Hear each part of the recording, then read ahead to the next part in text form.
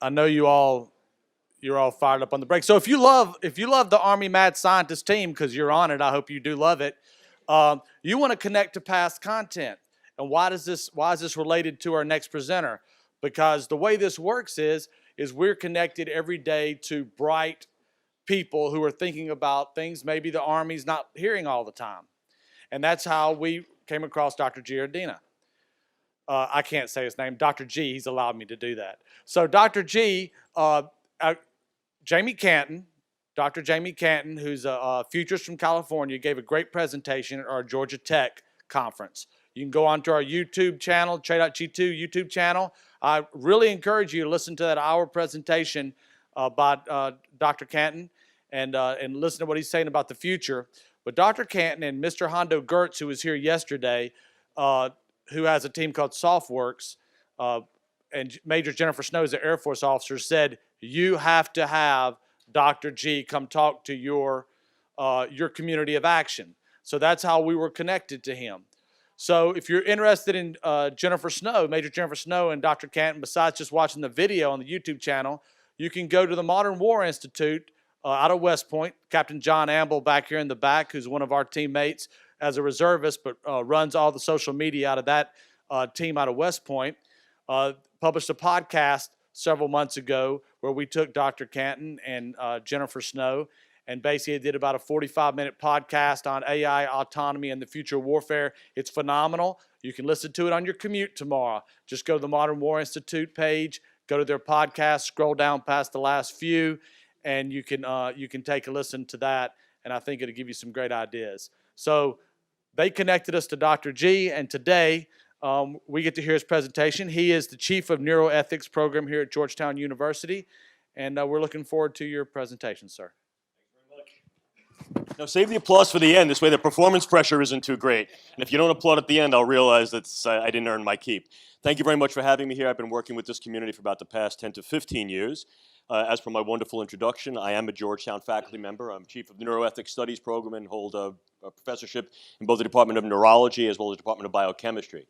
My particular set of interests have been in the development of advancing areas of neuroscience and neurotechnology, with particular deep dive with regard to neurotech. Neurotech has been one of those things that has been sort of outside of the radar of the biological toxins and weapons conventions and also the chemical weapons conventions until quite recently, when at the last RevCon, the Australia group sort of pitched up and said, you know, you probably need to consider this biological thing a little more broadly and conceive it in terms that are a bit more relevant. Working with someone who I'm sure is familiar to this group, my colleague, Dr. Diane Diulis, now at the National Defense University, and together with Dan Gerstein, who's out at RAND, what we recognize is, yeah, there's a vacancy, there is a gap. Some of the work that I'm going to talk to you about here today has grown out of our past 10 to 15 years effort looking at neuroscience and technology more broadly, and specifically over the past 10 years effort, specifically looking at its applications in neuroscience and neurotech and national security, intelligence, and defense here in the States in terms of what we can do. But also the bait that I want to throw out is if we can do it, what makes us think that anybody else can't? And increasingly the point I want to drive home is they can. And in some cases they can do it a lot better than we can for a variety of reasons. Some of them technical, very often them being ethical, legal, social issues that then open up a whole range of possibilities and create a much broader palette of opportunity than we may have here in the States. How will we approach that? What will we do about that? Well, we have a panel subsequent to this that deals with ethical, legal issues with regard to biotechnologies and specifically how they're used in the military and operational sphere. But what I'll try to do is at least raise the specter of your suspicion and perhaps of your awareness of what not only is capable right now, but also what may be possible and very probable within the next 5 to 10 years as a horizon of possibility, and what are the ethical, legal, and social issues that need to be addressed. And certainly that sets the stage for the panel. Out of disclosure, some of the work that I'm doing here today is funded by the Lawrence Livermore National Laboratories. I'm also funded by the European Union Human Brain Project, specifically the Sub-Project 12, where I'm a task leader for dual-use brain science.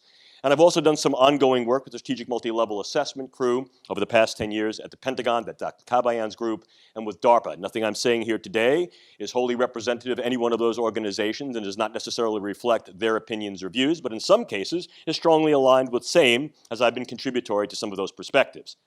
That said, neuroscience and neurotechnology has made ardent leaps over the past 50 years. I already warned the cameraman that I can't stay in one place for too long. It's not the coffee, it's just my makeup. But as you can see, I don't interfere with the screen. This is called below the radar. It's a height thing. Also, I'd like to apologize for two things in advance. I do neuroscience and technology for a living. I may slip into jargon. I'll try not to. But for those of you who are born in this country and you're trying to figure out what country I come from, this is a New York City accent. I've been out of the city for a long time, but this is about as good as it gets. I spent half of my time in Bavaria. I was talking to my German colleague. He understood me a lot better than one of my colleagues from the American South. So that just should predispose you to what's going on here. I apologize for both of those things in advance. What I don't apologize for is the fact that we may be falling behind in our awareness of neuroscience and technology and its capability in the operation of military and warfare sphere. I think we're coming up to speed somewhat on that, but we are at least one click behind a number of other countries who have made substantive investment in direct use neuroscience and technology for military and national security agenda. We, the United States, and our Western allies very often see this in a dual-use framework. That's not to say that we don't have direct use involvement. However, there are other nations that more seamlessly integrate academic, governmental, and commercial interests, and may be able to, as a consequence, infiltrate each one of these silos more seamlessly. The ethics that go along with that I'll address briefly, but once again I'll defer to the panel we have this afternoon that I think will do a wonderful job dealing with some of the ethical issues and at least questions that they rise. But let me just illustrate this for you with a slide in terms of the ardent leaps that neuroscience and technology have made. The field of neuroscience per se, titularly, has been around for 40 years. Over the past 14 to 20 years, it has made ardent leaps, harnessing other areas of science and technology in a concentrated agenda called advanced scientific integrative technologies, or convergences. The idea of integrative scientific convergence brings together a whole host of capability under a broad rubric of brain science. So if we're talking about bioscience and technology, pharmacology, engineering, genetics, this all falls within the rubric of an integrated neuroscience. Again, being realized over the past 14 to 20 years. The field of neuroscience, 40 years old. I got into the field when it was still nascent, some 38 years ago. At that time, there were 4 programs in neuroscience, titularly named. Today, well over 200, just in the United States. The reason I tell you that is to illustrate to you the momentum of the field with regard to its growth. If we go from 4 titular programs to over 200, not mentioning independent think tanks and freestanding institutes, what that essentially represents is a juggernaut of investment, both financial and intellectual.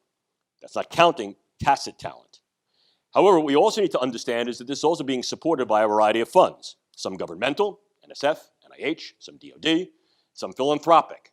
However, one of the problems has been that until quite recently, the viability for neuroscience and technology to be utilized in these types of military agenda has been somewhat obtuse. Now, again, there has been something of a history over the past 50 years. I think a wonderful history of that appears in my colleague John Moreno's book called Mind Wars. And I refer you to that book. And if Jonathan Moreno is not familiar to you, let me recommend him to you wholeheartedly.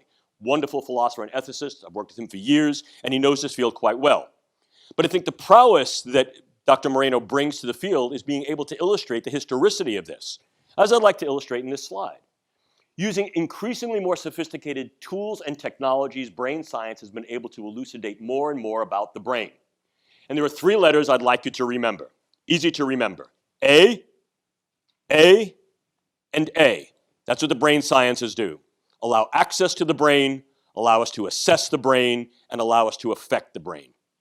And if we think about this in somewhat military terms, the availability of reconnaissance methods then allows an increased viability for targeting methods. That's what the brain sciences allow us to do. This slide nicely demonstrates the past 100-year history of the brain sciences, inclusive before it was even called neuroscience. We've gone from early anatomical and surgical investigations of what the brain can do, to then being able to dissect the brain and understand the structure and function a little bit more intimately, to then being able to not only image the living brain, but to access and affect the living brain by utilizing the conjoined use of imaging and a variety of invasive techniques to then be able to both invasively and non-invasively affect that brain. So what we see is that neuroscience had made huge leaps utilizing a whole host of ever more sophisticated technologies, some of them from within the neurosciences and others from beyond. Increasingly, the boundary between neuroscience and engineering has become seamless. That said, what this has now done is put the brain literally at our fingertips of investigation, parting the proverbial curtains of the vagaries of what the structures and functions of the brain may do, but also parting those curtains of capability to allow us to literally go in up to the elbows to be able to assess, affect, manipulate, and control the brain. What that essentially yields is a vast range of capabilities, inclusive of the capability to utilize what we know about brains to intuit an understanding of the biopsychosocial activities of others, inclusive of those who may threaten us, with regard to escalation of their volatility towards violence, aggression, warfare, and perhaps to then engage those targets through a whole host of techniques, some more benign than others, to be able to either mitigate that escalation or in some cases prevent it outright through a variety of different approaches. Either way, we can take a look at the capabilities of the brain sciences gaining momentum to do what we have right here, to affect human relations on a variety of scales, try to optimize those relations in some cases, and in others try to streamline those relations in ways that are commensurate with national security, intelligence, and defense interests. And in so doing, we may also recognize the capability and real probability to increasingly harness the value of neuroscientific tools and technologies to then be able to influence various postures, stances that are affected by individuals' brains through their functions of cognitions, emotions, and behaviors with regard to those things that realm within the operational sphere of both politics and the military. That said, that sets the stage for us to then regard neuroscience and technology, what we call neuro-S&T, as a viable weapon. Please let me accurately define what a weapon is. In the more conventional sense, a weapon is that type of a thing that might mitigate or alter an individual's capability to fight or wage some type of aggression. True. But cracking open Oxford's English Dictionary, we find a much more literal definition. And that definition is ways of contending against another. Now, such contending against another need not be in the conventional sense. In other words, once we target what those others' vulnerabilities are and how those others' viabilities in some way interface with our own, what we view as our survival, our flourishing, our well-being, our enhancement, our enablement, or the execution of what we view as our particular personal agenda or needs desiderata, we can use said weapons to be able to leverage our position with them. That's a fancy way of saying anything that I use to affect you in any way is a weapon. We see a lot of the old 1940s, film noir that see the sultry woman in the bar and she's showing some leg and the guy sort of at the end of the bar says, "That dame has some gams, that's a weapon." We've also heard the idea of somebody using their sense of humor to disarm someone. They say, "That guy has a sense of humor," or "That woman has a sense of humor," that's a weapon. Are we using that in a destructive sense? No, not necessarily. We're using that in an ameliorative sense so as to be able to alter their behavior in a means of contending against another. So what I want you to do is I want you to hold both of these definitions to mind when considering the viable weaponization of the brain sciences and what that means. So if we take a look at what is capable here, we see that neurosciences can, are, and increasingly will be used as weapons in these contexts. And these contexts then assume two discrete operational windows of opportunity. First are soft weapons. Now what we're doing is we're advancing neuroscience and technology in their conventional silos of operational use within medicine, within the public domain, within the commercial domain, so as to gain economic leverage on global market stages, as well as perhaps engaging them in dual or direct use within intelligence and psychological operations.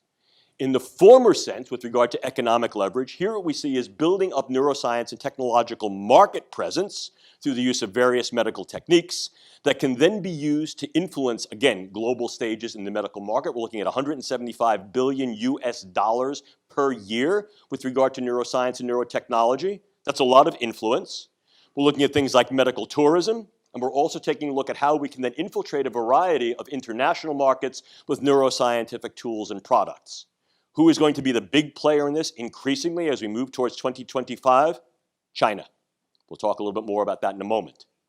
As well, the ability to utilize neuroscientific tools and information in ways that allow us to understand more about the capability of not just potential opponents, but virtually anyone, has indeed been an area that has been delved as neuromarketing. Understanding how brains work to do the things that minds do then allows us to better understand how to affect psychological interactions with various groups of people so as to be able to engage certain brain reactions that affect their bodily behaviors. That's a nice way of saying I can affect minds to affect hearts. Yes, the neuromarketing community has done a wonderful job in that, but that has not gone beyond the pale of understanding how neuroscience and technology and the information we know about brains and what they do may also be of key value to the intelligence area, as well as psychological operations. Some of the ongoing work we've been doing with the Strategic Multi-Level Assessment Group at Pentagon has focused upon this exclusively over the past 8 years in a series of white papers, and I'll provide those references to you at the end of this lecture, and certainly they're available to you in the note pack. They're available directly from the Pentagon. You can get them from Joint Staff. If you don't have the access to that website, I'll provide it at the end. As well, I'll be happy to provide you with each and all of those. Our point of contact there is a gentleman named Sam Rem, and I'll give you his email as well. And what we've shown over the past 8 or 9 years over our convening the Strategic Multi-Level Group, particularly the NeuroCog group, is that indeed the viability of these techniques has grown.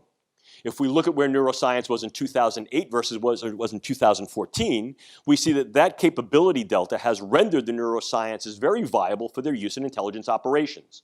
The more we know about the way people think and tick, the more we may be able to develop those techniques and technologies to alter the way they think and tick.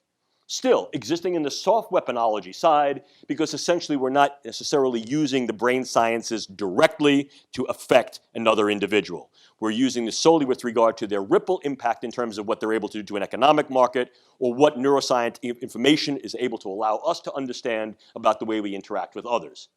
A key example of this latter function exists within a DARPA program called Neural Networks, or Narrative Networks. The program manager there was Bill Casebeer, currently at Lockheed, that specifically used methods of the brain sciences and interaction with a variety of neuroscientific laboratories to develop a deeper and keener understanding of the way brains work, to be able to develop insights to the way people think and how they can be influenced through information management and psychological operations to therefore mitigate volatility to violence and aggression. But now let's turn the page. That's the soft stuff.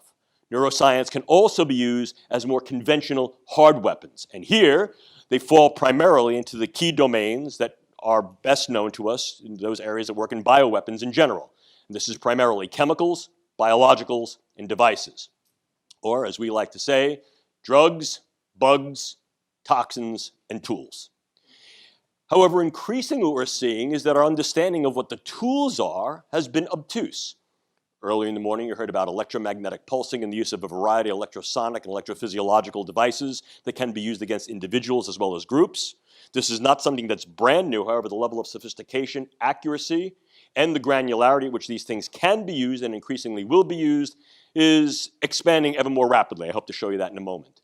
But as we can see also from the graph, as you see with the technological push, what the philosopher Hans Lenk referred to as the technological imperative, that is, if you can build it, if you build it, use it. What you see is not only an increased viability for dual use of these tools with regard to weaponization, but direct use in a variety of military silos, both here within the United States and increasingly in other countries, some that are not aligned with the United States interests. And as you can see in the graph, there's a relative verticality as we move forward in time because of the convergence effect that I spoke to you about earlier. So what you're really seeing is that the more things you put into the stew, for example, the faster the stew boils and the more stuff you can soup out of it that is indeed edible, usable as a national security, intelligence, and defense potential tool, technique, or capability. If we begin to look a little bit more closely as to what this actually entails, we now can parse off neuroscience and neurotechnologies into two discrete domains of viable functions. In other words, I have two basic sets of tools in my toolkits.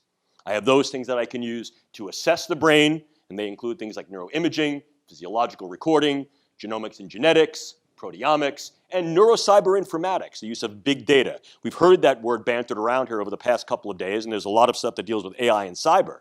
But certainly what we need to understand here is this is information. And we can link the information about how people relate on a variety of different media fronts to what it is their brain is doing to prompt said relations and respond to same.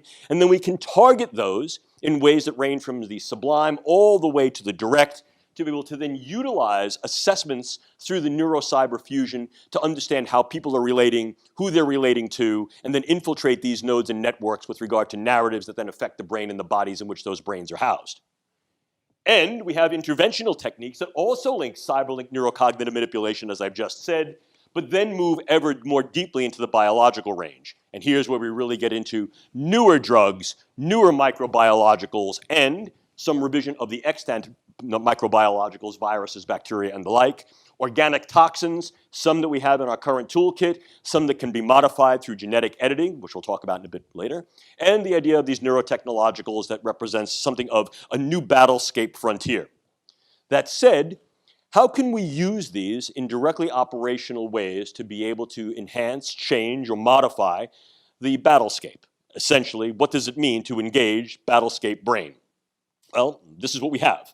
If we first look at the capability of utilizing these in intelligence, surveillance, and reconnaissance, what I offer you is something that our group has been bantering around for the past few years, which is something called NeurInt.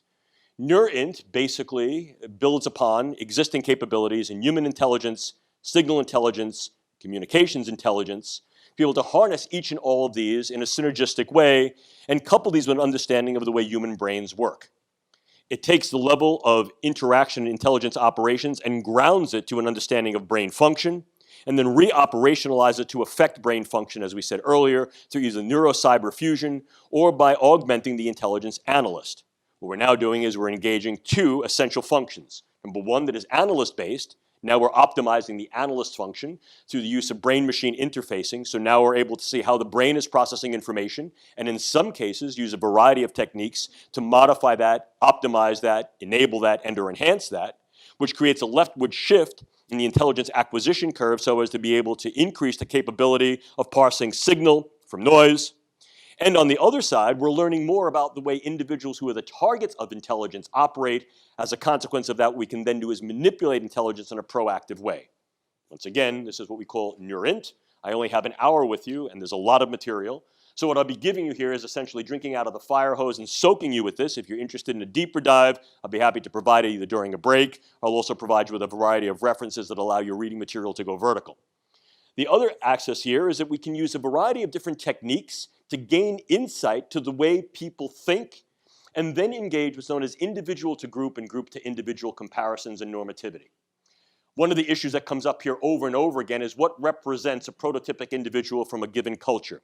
However, what we are finding is that within particular culture, cultural groups, and even contexts of social groups, individuals can indeed be prototypic, and as a consequence can be used paradigmatically to assess one brain, compare with other brains that are prototypic and paradigmatic for that group, and therefore make generalizations about the way certain brains will work of those types of individuals who may have key biological characteristics, social characteristics, and psychological characteristics within that group. Is there a level of abstraction that needs to be engaged here? Yes. Are we actually modeling what that level of abstraction is so we can develop a quasi-calculus to determine what a ratio delta is for what their brains are doing and what they're doing? So as we're able to have what's called an extrapolation factor? Indeed we are. And that's some of the work that I'll provide for you and also some of the work that appears in our white papers. How we're going about doing this is utilizing a whole host of different aspects for recording and being able to assess how brains work. But on the assessment side, that may provide us also with some indices of what targets may be controllable, manipulable, and accessible to allow that individual to be somewhat more divulgent of information. It's a very nice way of saying we can also target the brain as a viability for interrogation. This is a very touchy area. Obviously, some of the recent debate and certainly some of the recent proceedings with regard to psychological interrogation of prisoners has raised the specter of what is ethically viable, what is capable, and what that interface may be. One of the things that our group has been very concerned about that I'm sure will be addressed in panels subsequently this afternoon is the ethics of using these techniques and technologies. And this is one of the areas that remains provocative, if not contentious. Can we engage these areas of the brain sciences, pharmacology, stimulation, integrated assessments with an individual who's then sent back into their particular community with biosensors on board, so as to be able to decrease the net harms that are incurred to any individual, and yet do so in a way that allows maximum extraction of information? So if I don't have to harm an individual via interrogation, I don't have to use some form of threat or some actual form of burden or harm, yet I can extract information more effectively and efficiently. Is that indeed ethically justifiable? One might think as a simple knee-jerk reaction that, in fact, the answer is yes. But here, too, what we're really doing is we're opening up a proverbial can of worms, if not Pandora's box, because there are ethical issues that need to be addressed with regard to the violability of the private space of the brain, what that means about interfacing the brain to engage the mind, and whether or not this does represent a viable space or an inviolable space with regard to international norms. Right now, this is still a relative gray zone, but I pose this to you because this is an area that the intelligence community is looking at ever more deeply to be able to harness the brain sciences for not only information acquisition with regard to understanding about the way brains work, to interpretation of narratives and the underlying physiological drives that may compel them and respond to them, but also to be able to actually access brains and affect them so as to be able to extract information more saliently and perhaps more safely. Again, a lot we can do. The question is, what should we do with it? If we then move into the more applicable warfighter space, clearly this gets into the idea of warfighter as well as intelligence operator enablement and optimization. There are discrete categories for what represents functional optimization, performance enablement, and true enhancement. And then at the far end of enhancement, we then find is radical modification. These are important distinctions to understand and I think to be not only literate about, but fluent about, because more and more you hear the idea of enhancement being bantered around a variety of different fora. I think there's something too generalist to that, and I think there's also a public response that goes along to that. Operationally defining these terms and defining them in terms that have great meaning, as well as opening up particular ethical, legal, and social issues is important to do.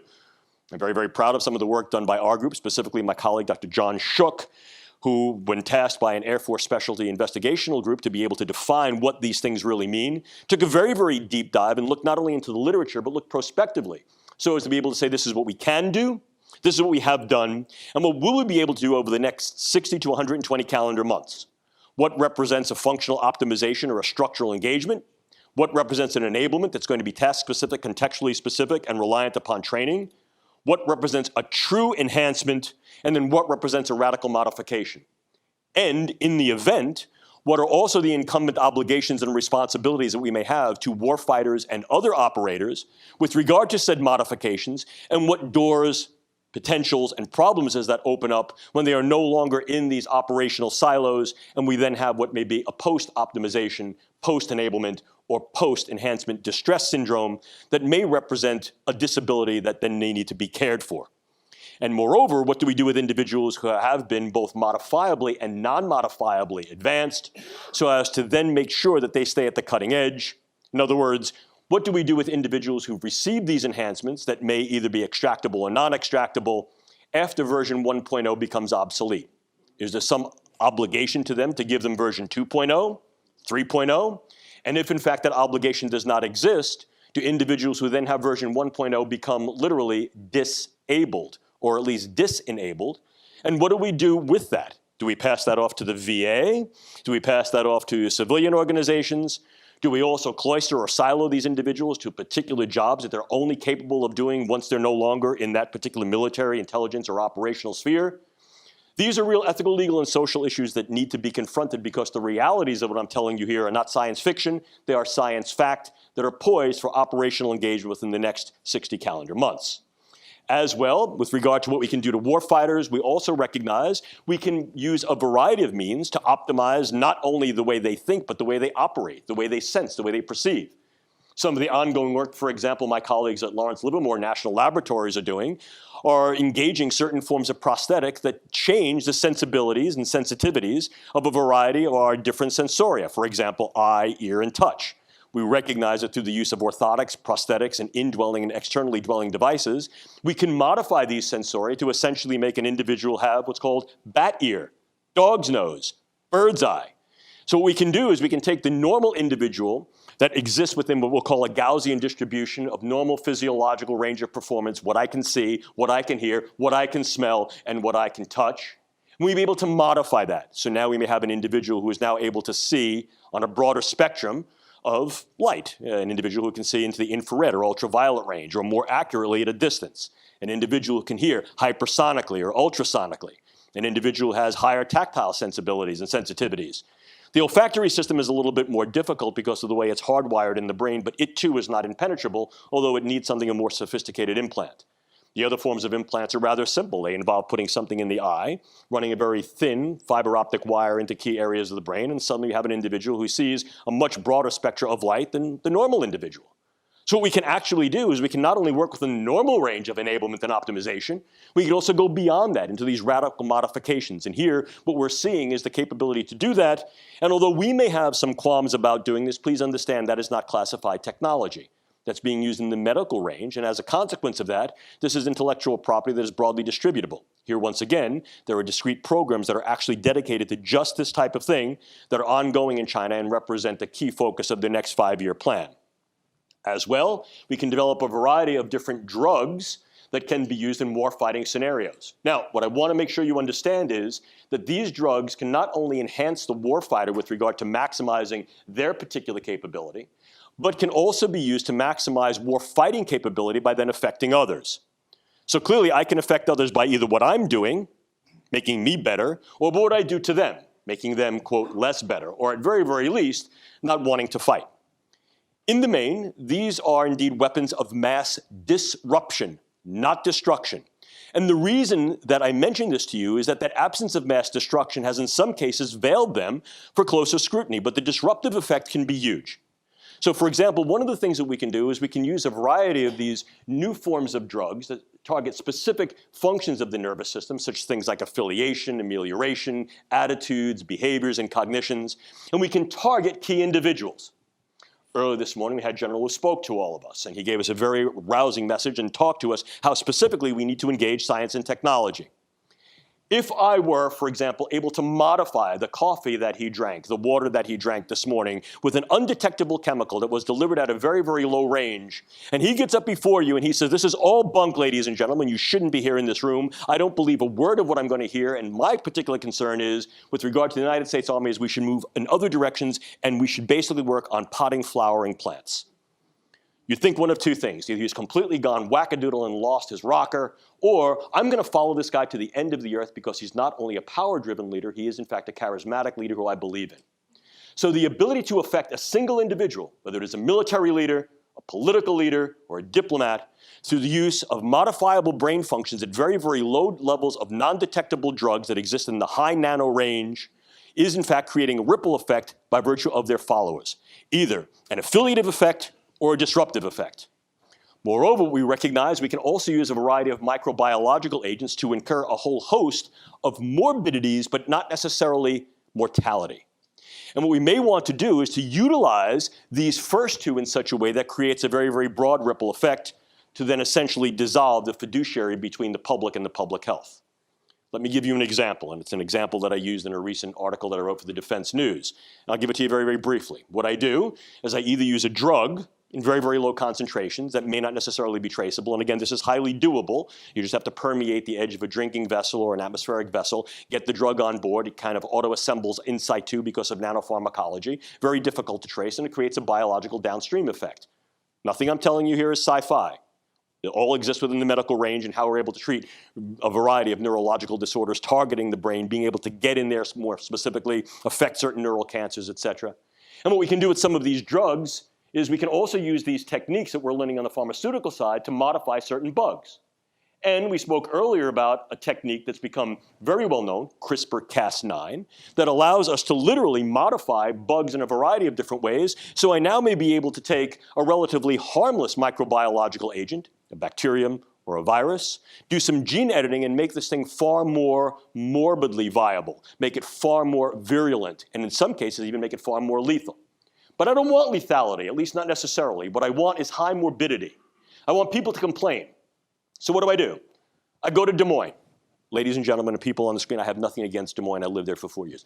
I go to Des Moines. I infect a couple of sentinel cases in Des Moines. I go to Seattle. I infect a couple of cases there. I go to North Carolina. I go to Wisconsin. What I'm doing is I'm using a dispersion methodology to be able to infect sentinel cases with a highly morbid condition. These individuals complain. Again, this is a central nervous system condition. So they're complaining of whatever the bug may do. It'll produce some cascade of neurological and neuropsychiatric signs and symptoms. And then what I do, the real bug that I use is the internet. I take attribution for that. Yes, I'm a terrorist group. And I have done this by infecting them with a highly lethal agent, and the first signs and symptoms of lethality are X, Y, and Z. These people are really sick with this. But then I say, others who are also infected will show subdromal, predromal signs of lethality, and what that will be is anxiety, sleeplessness, agitation. What I've now done is I've got every individual who is diagnostically hypochondriacal, and I've got every individual who's the worried well flooding the public health system, banging on the door. The CDC comes back and says, nonsense, that's not real. I come back and say, that's fake news. And as a consequence of doing that, what I do is I create a schism between the polis and the public health system. I fracture the integrity of trust and reliance upon the population and its government. And of course, I'll be able to then incur a ripple effect. And if you want to see what this looks like in action, all you need is look back at those days prior to or post 9/11, when individuals were sort of sending white powder through the mail and everything was anthrax. Real story. We had a scare at my institution, and I was in Houston at that time, at my institution, where they literally called in the public safety works, the fire department and EMTs, because someone had spilled the sugar, all over a set of envelopes and left it in the mailroom. Panic. Panic.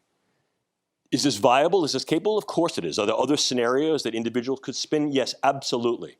Moreover, you heard earlier about the idea of nanoparticulate matter that can be utilized in a weaponizable way. And here too, we're looking very, very strongly at what nanoparticulate matter can do to the nervous system.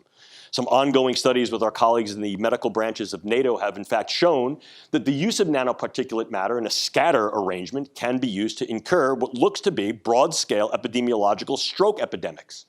So what we're able to do here is infiltrate the brain space with nanoparticulate matter that aggregates in situ, on site in the brain, and does one of two things. Either penetrates from the vascular space, gets in through the bloodstream, gets in through the nose, through the mucosa, or infiltrates the vascular space and clogs it. What is the result? What's called a nanoparticulate stroke, or a hemorrhagic diathesis, fancy word, for it's a predisposition to individuals having brain bleeds.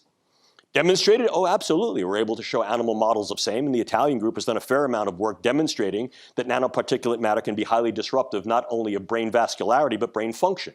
You may not necessarily incur a stroke, but you're going to begin to disrupt the network properties of the brain, and as a result, engage something more of a long wars effect through the use of these types of matters, where you now begin to influence the population in increasingly concentric circles of expansion.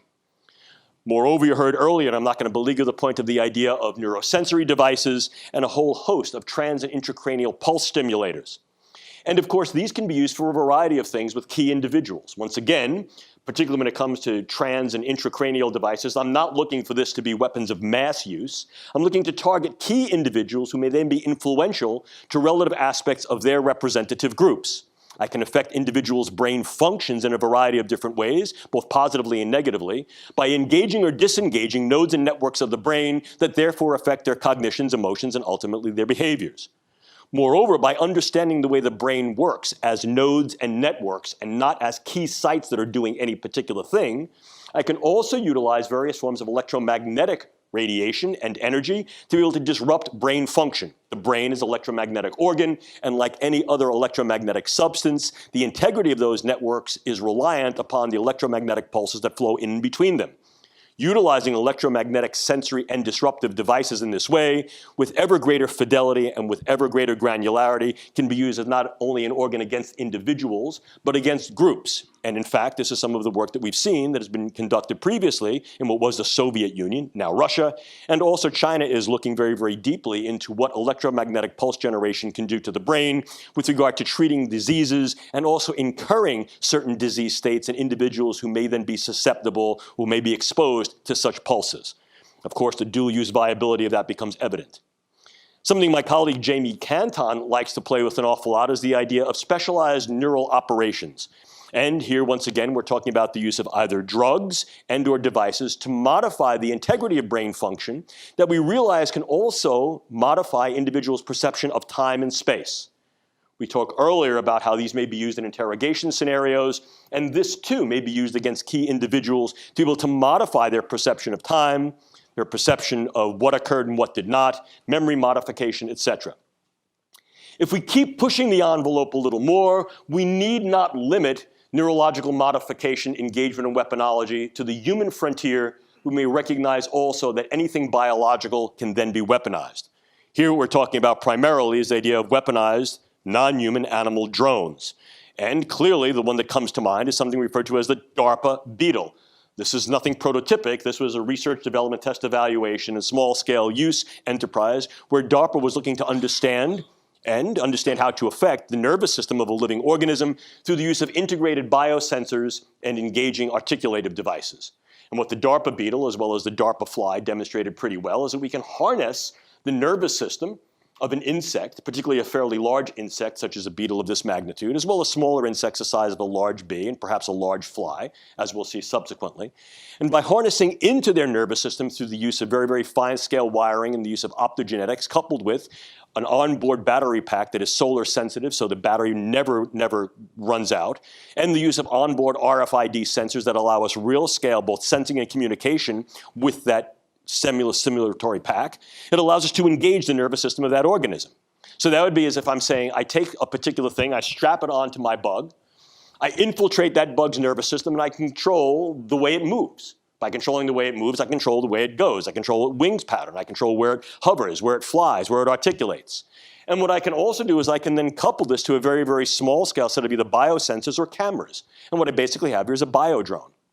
I can go one step further and I can also impregnate that individual organism with a very small scale weaponizable delivery mode. In other words, if I'm using a very, very small scale bioweapon, such as a very potent organotoxin or the delivery of a very small level of microbes that we know can either replicate and infect or is genetically modified to have a very, very high morbidity effect, I can then utilize this not only as a reconnaissance drone, but also as an infiltrative weaponizable drone that can then deliver some payload to a specifically small and contained group in a very specialized way, or if I use enough of them, an ever-expanding larger group.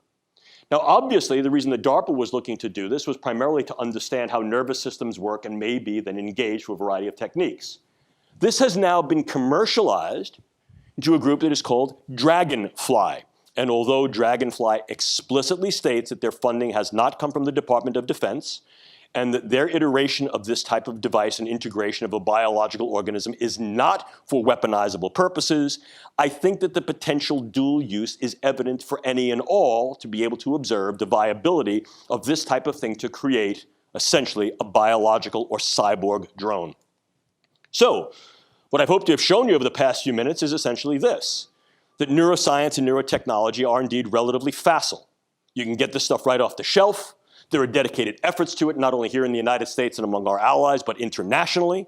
And of course, that there is being conducted by a variety of nations, and in some cases, particularly based upon some do-it-yourself stuff that I'll talk about in a moment, this then obviously gives us a much wider opportunity space of not only nations, but non-state actors.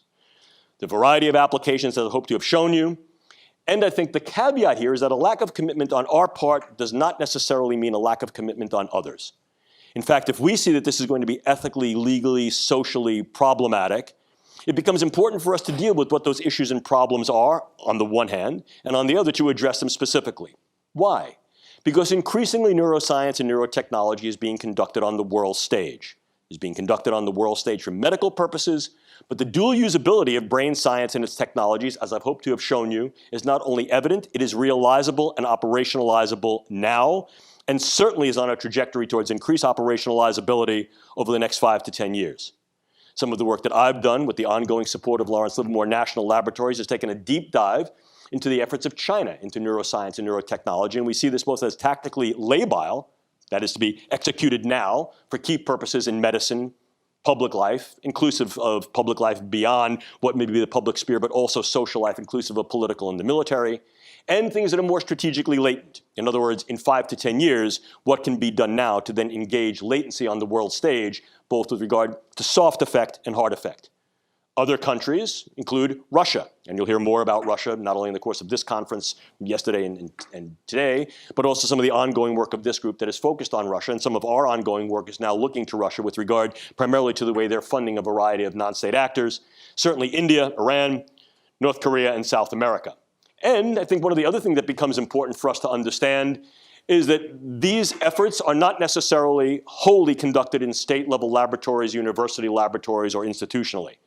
Increasingly what we're seeing is a rising cadre of do-it-yourself brain science. This is colloquially referred to as neurobiohacking.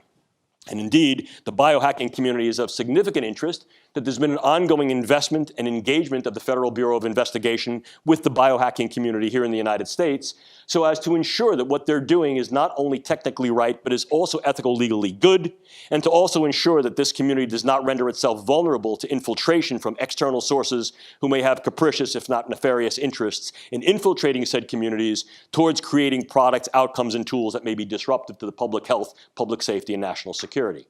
But increasingly, the availability of these tools, the availability of this knowledge, renders almost all neuroscience and neurotechnology at least viable for potential do-it-yourself engagement. And increasingly what we're seeing is venture capital investment in certain areas of do-it-yourself, and sometimes that venture capital is funded by nation states who have defined interest in weaponizing brain science. That said, I think what we need to understand, as I mentioned before, is that what we can do is provocative, what we should do remains at issue.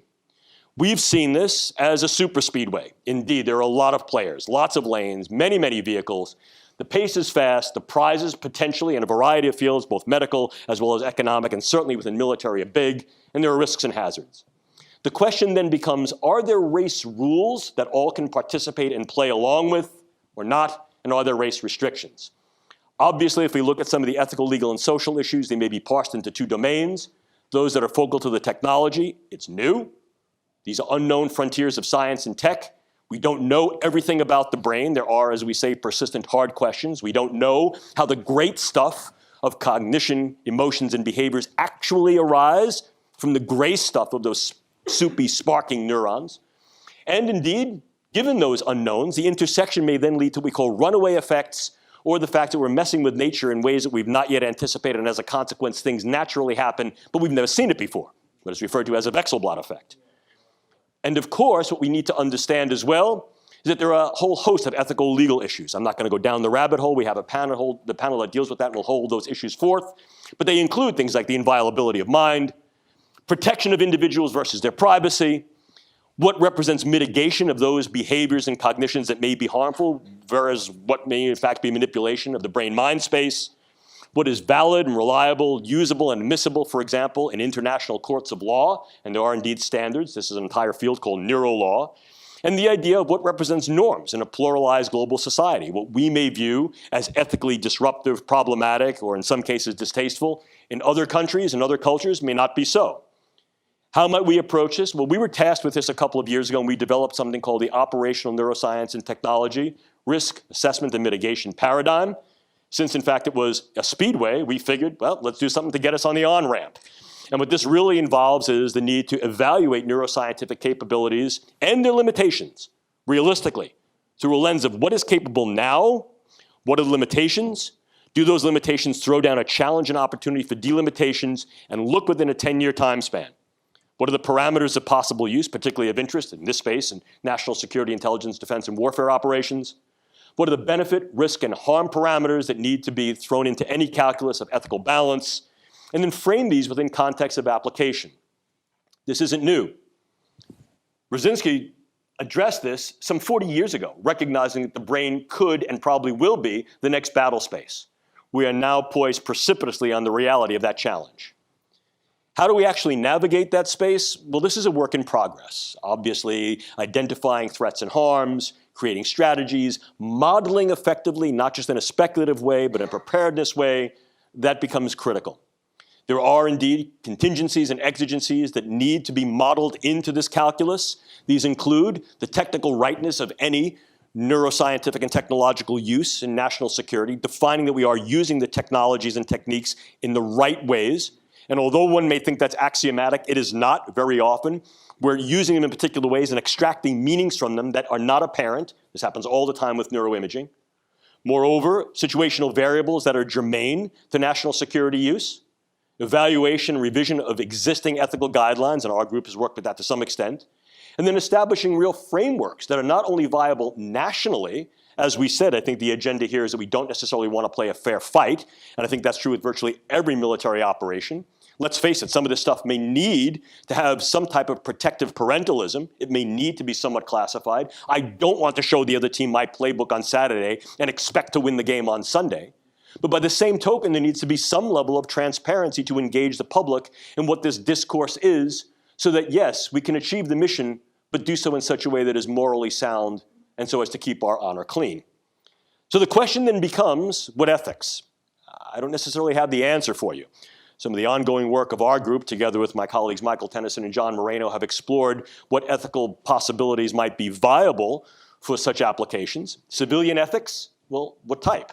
And my colleague Linda McDonald-Glenn deals an awful lot with science and technology ethics, and she'll be on the panel this afternoon and have a specific lecture dealing with those. The question is, are they enough? Are civilian ethics that deal with science and technology adequate and sufficient? Biomedical ethics. Here, understand the principal maxim is doing good, but what does the good mean when we're looking at these in national security, intelligence, and defense agenda? Military ethics. Well, what military ethics do we use? Justification for warfare, just use and fair use in warfare. In which case, we're taking a look at things like proportionality, we're taking a look at things like relativity, we're taking a look at extent of use. And where would we use neuroscientific and neurotechnological capability? In a preventive way, in a responsive way? And if in fact we're trying to use these preventively, might perhaps an older Augustinian maxim, that is, jus contra bellum, justification for use to prevent war, open up a broader index of ethical possibilities?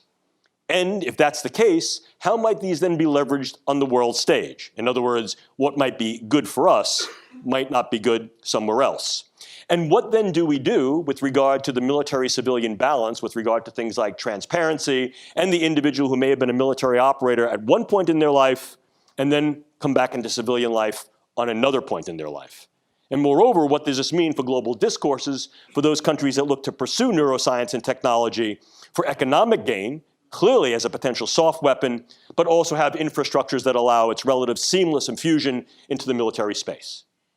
So what I pose to you here is the problem we're faced with. As we're unraveling this potentially Gordian knot of the brain, what we may actually be doing is opening up a potential can of worms with the way brain science and its techniques and technologies not only can be used, but will be used, and therefore we need to confront, address, guide, and govern those ways it should be used so as to be able to allow a relatively strong operational viability and understand that, in fact, it could be a weak link in any national security, intelligence, and defense chain of operations.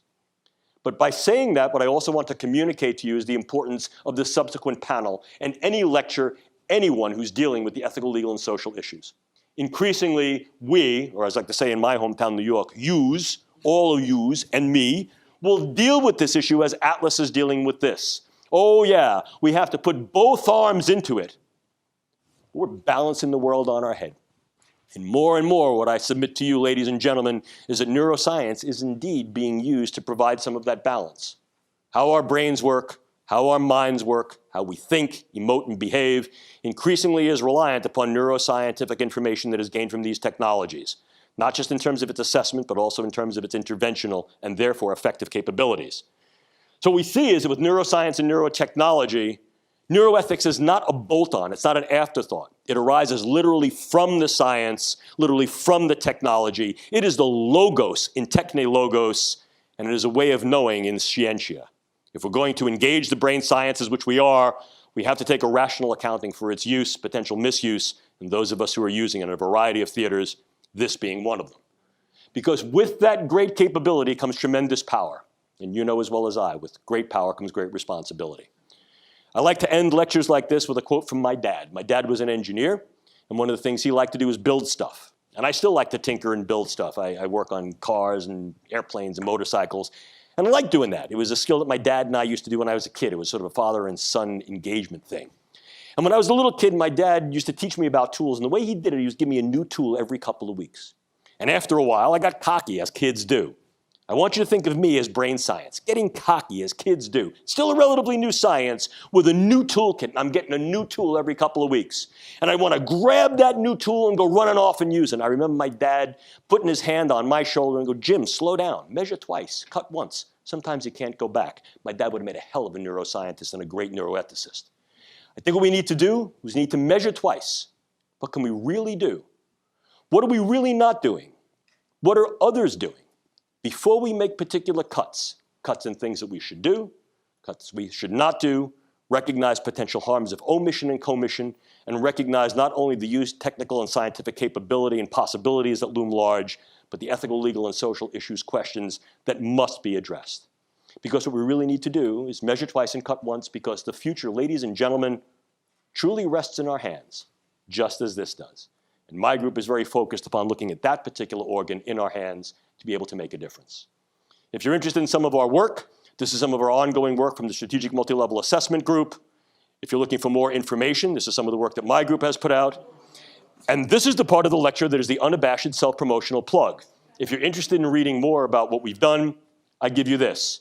Not because I'm going to buy a new Ferrari if you buy it, but because I'm very, very proud of the volume that's being uptaken in a number of different programs that deal with brain science and national security.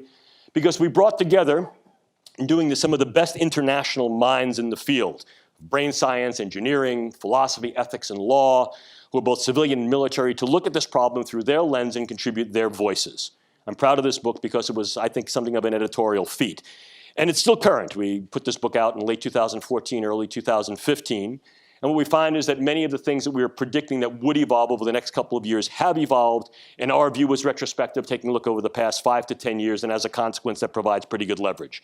And of course, I offer myself as a resource to each and all of you. And if you'd like to get in touch with me, that's where I live. Thank you so very, very much for your attention. I hope I didn't bore you.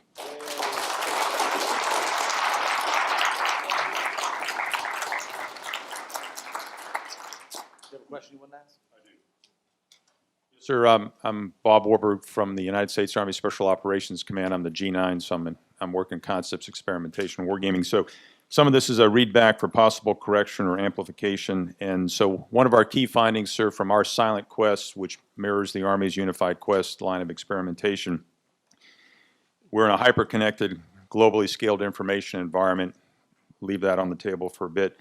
That we're competing in near real time for the physical, cognitive, and moral security and adequate governance of populations. Physical security, are you safe from harm?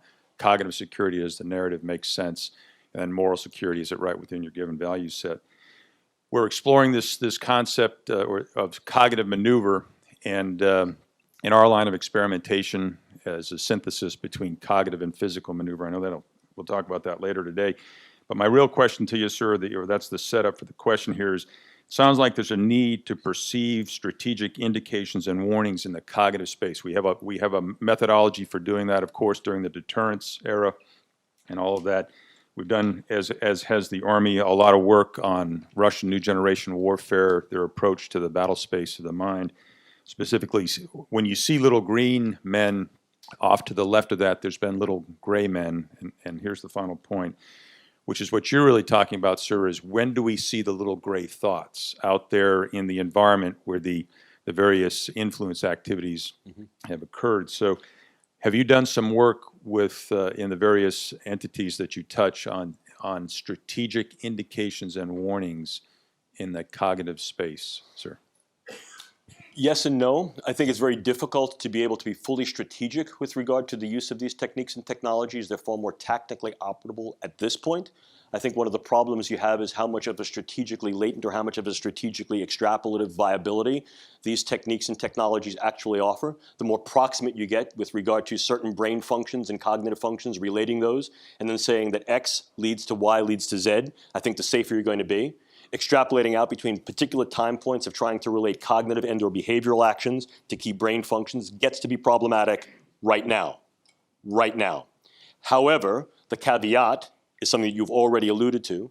As more information becomes available, in other words, as we utilize that information in key big data initiatives as a force multiplier with regard to the viability of use of brain sciences, both in medicine as well as perhaps in dual use agendas, military being one, what we begin to see is the availability of information, access to that information, and usability of information increases, point one. Point two, as more of the various points create a nexus to each other through said big data approaches, the variety of techniques and technologies and multi-level and multi-type of information, multimodal information, then becomes available in a more cohesive way. This alludes back to the point that I mentioned earlier about integrative scientific convergence. So the question is, at what point will we get true enough fusion to be able to make viable predictions beyond the proximate or near future window? My estimation there is we're probably about 3 to 5 years off in being able to make those levels of correlation that are strong enough correlations to suffice, real word, satisfactorily sufficient, to be able to not only make particular predictions, but to utilize those predictions as actionable precepts upon which to then engage. So my feeling is, based upon what I've sensed from this community, is we're looking once again here at about a 48 calendar month realization window, based upon, number one, the types and techniques and understandings that we're able to gain from the current toolkit. Number two, the limitations that those toolkits present with regard to their approaches, their methods, and the data that come out of them. Number three, the need to be able to assimilate and synthesize those data into a cogent picture and at the same time maintain key issues of privacy and provenance. And number four, then moving that into an operationalizable way that this can be pulled down in real time so as to make proximate to more distal predictions that are then going to hold to be viable, correlational, and therefore actionable. So we can talk individually a little bit more about what that means. I mean, people are probably clamoring for lunch. But I think this is what you're seeing. And there is indeed discrete agenda that is explicitly and axiomatically moving to use just that type of thing. I think where you've evidenced some of that, again, is Narrative Networks program coming out of DARPA. I think that things that were derivative from that, some of the IARPA initiatives that were based upon that and are trying to move on some of the initial findings and the initial results are instrumental to that. And some of the work, of course, in SOCOM that has been very, very interested in whether or not we can use various types of data in a predictive way and what the viability and value is of that. Excellent question. My pleasure. So here's the question. Who thinks Dr. G's a real mad scientist?